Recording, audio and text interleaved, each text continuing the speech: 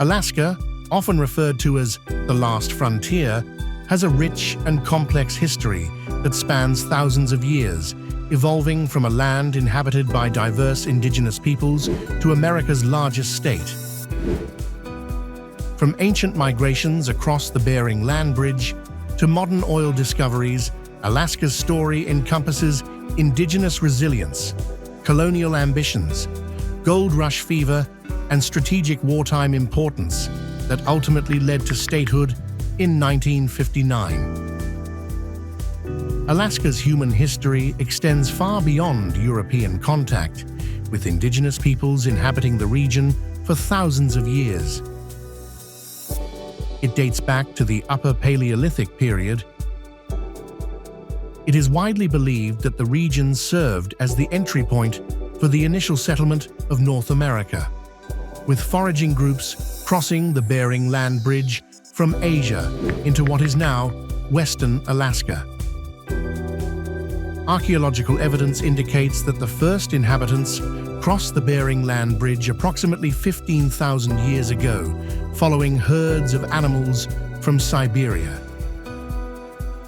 These early Alaskans, known as Alaska Natives, established a variety of distinct cultural and linguistic groups, including the Inupiat, Yupik, Aleut, Ayak, Tlingit, Haida, Tsimshian, and northern Athabaskan peoples. European contact with Alaska began in the 18th century. At the time of first Russian contact in 1741, Alaska's native populations numbered in the tens of thousands. These groups had developed sophisticated societies adapted to harsh Arctic and subarctic conditions, with economies based on hunting marine mammals, fishing and gathering, supplemented by caribou hunting in interior regions. The first European vessel reached Alaska on August 21, 1732, under Mikhail Gvozdev and Ivan Fyodorov. Another significant contact occurred in 1741, when a Russian expedition led by Danish navigator Vitus Bering sighted land near what is today Kayak Island. The discovery of sea otter furs opened lucrative trade between Europe, Asia, and the North American Pacific coast. Following the discovery, Russian fur traders established the first permanent non-native settlement on Kodiak Island at Three Saints Bay in 1784. This period, known as Russian America, saw the establishment of trading posts and the Russian-American Company, which gained a monopoly on the American fur trade in 1799. The capital of Russian America moved to Sitka, then named Novo-Arkhangelsk, in 1804 after conflicts with the Tlingit people. By the 1850s, with the sea otter population decimated, Russian interest in Alaska waned due to declining fur trade profits and geopolitical concerns. The costly Crimean War and Russia's acquisition of new territories from China shifted focus away from Alaska. Recognizing vulnerability to British expansion and lacking resources to defend the territory, Russia approached the United States about to assail its distant colony. Secretary of State William H. Seward negotiated the purchase with Russian Minister Eduard de Stoeckl, reaching an agreement on March 30, 1867. The United States paid $7.2 million, equivalent to about $162 million in 2024, for 586,412 square miles of territory, less than 2 cents per acre.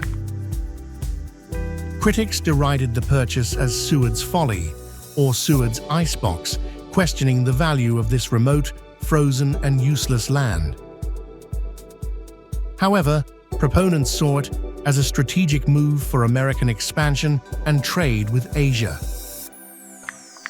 The formal transfer occurred on October 18, 1867. officially ending Russia's 125-year presence in North America. This date is now celebrated as Alaska Day. Initially organized as the Department of Alaska under military control, the territory was renamed the District of Alaska in 1884, providing for a limited civil government. Alaska's reputation transformed dramatically during the Klondike Gold Rush, beginning in 1896. While the initial discovery occurred in Canada's Yukon Territory, thousands of prospectors traveled through Alaska's ports of Dia and Skagway. The rush brought an estimated 100,000 people to the region, with many staying to establish communities. Subsequent gold discoveries within Alaska itself, including gold strikes at Nome in 1898 and near Fairbanks in 1902, sustained population growth. Between 1897 and 1907, prospectors founded over 50 gold mining camps throughout Alaska. The gold rushes proved that Seward's Folly contained valuable resources, finally vindicating the purchase. In 1912, Alaska was designated as the Territory of Alaska, gaining an elected legislature but with significant federal control remaining. Alaska's strategic value became evident during World War II, when Japan attacked the Aleutian Islands in 1942. On June 3, 1942, Japanese forces bombed Dutch Harbor, marking the first attack on American territory since the War of 1812. Japanese troops subsequently occupied the islands of Attu and Kiska for over a year. The Aleutian Campaign highlighted Alaska's importance as America's guardian of the North. Military construction during the war contributed to population growth and infrastructure development, including the Alaska Highway, connecting Alaska to the continental United States. Alaska's territorial status began changing after World War II, as residents pushed for full statehood. The territory's strategic importance during the Cold War, combined with its natural resources and growing population, strengthened the case for statehood. However, concerns about Alaska's vast size, sparse population, and proximity to the Soviet Union created resistance. The Alaska Statehood Act, introduced by Delegate E.L. Bob Bartlett, was signed into law by President Dwight D. Eisenhower on July 7, 1958, after decades of effort by Alaskan leaders like Ernest Gruening and Bill Egan, overcoming opposition from Southern congressmen and Cold War security concerns. On January 3, 1959, Alaska officially became the 49th state, with Hawaii following as the 50th state later that year. Statehood brought a stronger voice in the federal government and opened doors for federal funding and development projects. However, the young state faced immediate challenges. On March 27, 1964, the massive Good Friday earthquake struck south-central Alaska with a magnitude of 9.2. Lasting nearly 5 minutes, it remains the most powerful earthquake in North American history. It caused widespread destruction in towns like Valdez, Chenega, Seward, and Anchorage, leading to 139 deaths, mostly from tsunamis and underwater landslides.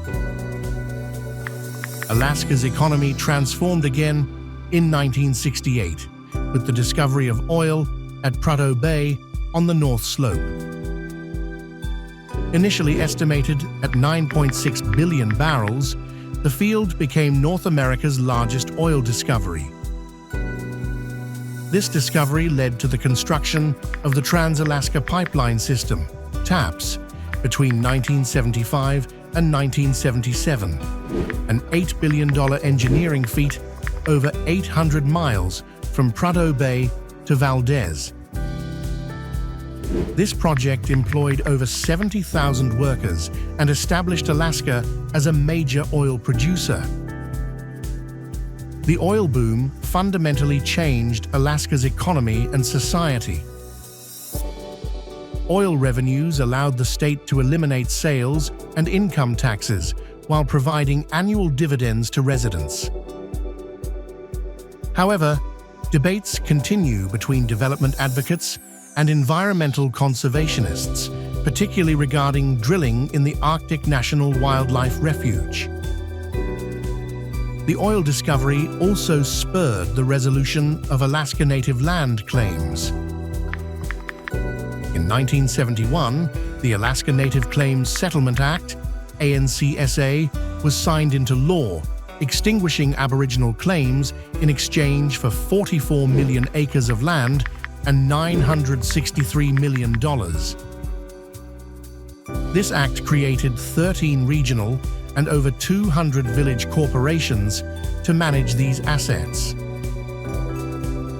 Another key development was the establishment of the Alaska Permanent Fund in 1976, a constitutionally authorized appropriation of oil revenues designed to manage a surplus and provide annual dividends to residents. Today, Alaska stands as America's largest state by area, encompassing vast wilderness, abundant natural resources, and diverse indigenous cultures. From ancient Bering land bridge migrations to modern oil extraction, Alaska's history reflects the ongoing tension between preservation and progress that continues to shape the last frontier.